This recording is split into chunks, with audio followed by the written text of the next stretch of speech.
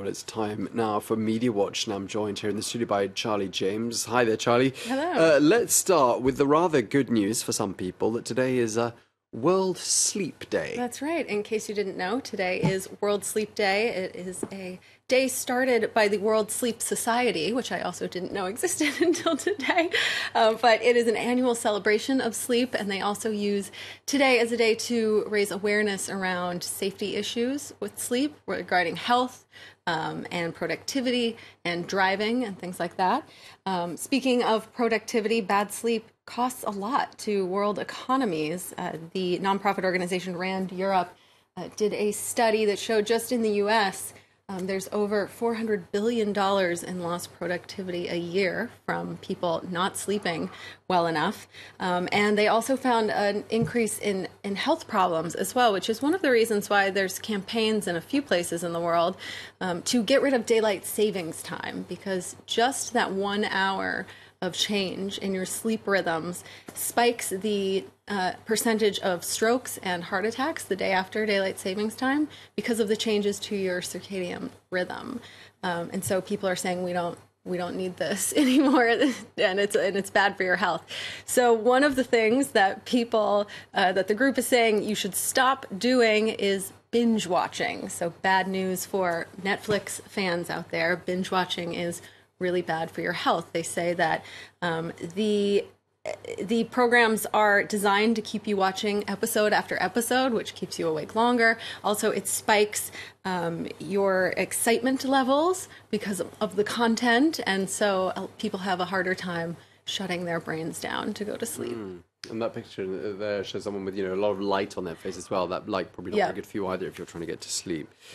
Okay, well, World Sleep Day has sort of been and gone. I wish I'd known about that sooner. You can still celebrate tonight. You can celebrate tonight. by going to bed. China trying to implement some restrictions on the transportation of people, which, transport systems that are deemed to be untrustworthy. Tell us more. That's right. So there's a system in China called the social credit system, which is not new. It's basically, in short, people get a social credit score based on things that you would assume, like whether they pay their bills on time, but also the purchases they make, the types of people that they hang out with. And now the Chinese government has said they're going to also link the system to infractions such as smoking on a train or being disruptive on a plane to keep people from being able to buy tickets. So this is possible because of this app called Alipay, which is linked to, it's the same company as Alibaba, which is kind of the Amazon but even bigger in China. People make a lot of purchases, way more than we do in the Western world, on their phones in China. And so this app is linked to that. It's how you pay for things. And now it also is a credit rating system, social credit rating system. And so the government, in their report, Reuters says that it's suspected that the government's already been kind of doing this with this program, but now they've officially come out and said that starting May 1st, they are going to be pinging people and keeping you from being able to book tickets on transportation, trains and planes, if you misbehave. So it's another way that they're trying to nudge people into behaving better.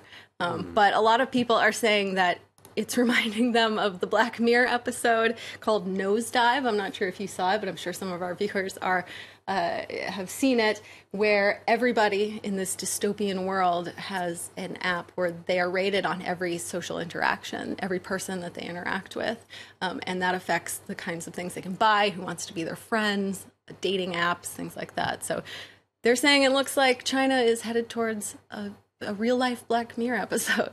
Yeah, sounds very sort of Aldous Huxley, doesn't it? Let's move on, because an American news show, 60 Minutes, everyone knows it, a famous program, is going to have a rather explosive guest later on this month. Tell us more about her. So Stormy Daniels, who is a porn actress who has accused or allegedly had a sexual relationship with President Trump in 2006.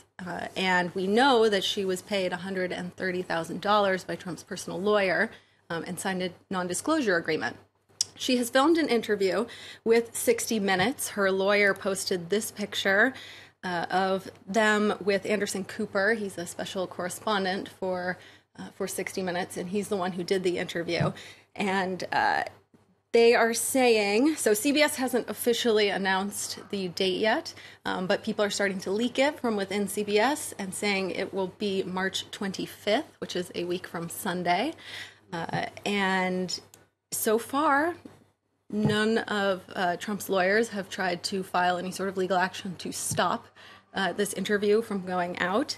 And Miss Daniels, real name Stephanie Clifford, says that the NDA is not valid because Mr. Trump never signed it. She's also started a crowdsourcing legal defense fund that is over $160,000 right now. She says she's going to use this money to pay for the legal fees that go towards getting her non-disclosure agreement voided. Okay, we'll have to tune in for that interview. I expect she'll be talking more about her relations with President Donald Trump than the plot line for most of her films. It's definitely highly anticipated in America and around the world. Okay, well, thank you for sharing that with us. Charlie James with today's edition of Media Watch. Thanks a lot.